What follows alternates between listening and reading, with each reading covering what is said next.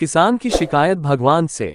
एक बार एक किसान हर कभी आने वाले आंधी तूफान, ओलावृष्टि, तेज धूप इत्यादि से परेशान हो गया, क्योंकि कभी कभी फसल ज्यादा खराब हो जाती थी।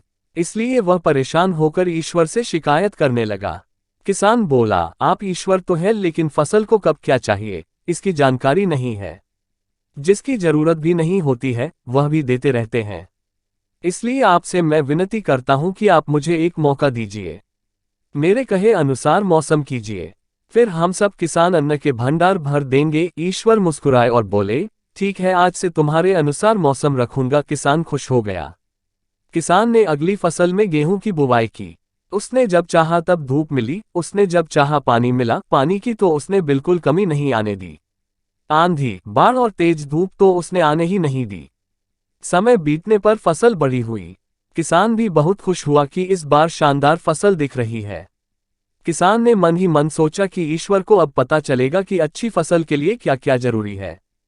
फालतू में ही किसान को परेशान करते रहते हैं। किसान फसल काटने के लिए खेत पहुंचा। गेहूं के पौधे की बालियों को हाथ लगाया तो उसके पैरों तले जमीन खिसक गई। उसने देखा कि किसी भी पौधे की बालियों में एक भी दाना नहीं था। किसान दुखी हो गया और बोला, हे ईश्वर, ऐसा क्यों हुआ? क्योंकि मैंने तो सब कुछ सही किया और सही समय पर किया। इस पर ईश्वर बोले, हे प्रिय किसान, ऐसा तो होना ही था, क्योंकि तुमने इन पौधों को बिल्कुल भी संघर्ष नहीं करने दिया। इन्हें ना तो तेज धूप में तपने दिया, ना ही आंधी का सामना करने दिया। इन्हें किसी भी प्रकार की चुनौतियों का सामना नहीं करने दिया। इसलिए बाहर से भले ही अच्छे दिख रहे हो, लेकिन ये अंदर से बिल्कुल खोखले हैं। इनके अंदर कुछ भी दाने नहीं। पौधे जब विभिन्न चुनौतियों का सामना करते हैं तो उनमें ऊर्जा पैदा होती है।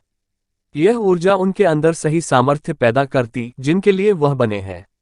दोस्तों, ठीक इसी प्रकार जब तक इंसान संघर्ष से नहीं गुजरता है, वह आदमी खोखला रह जाता है।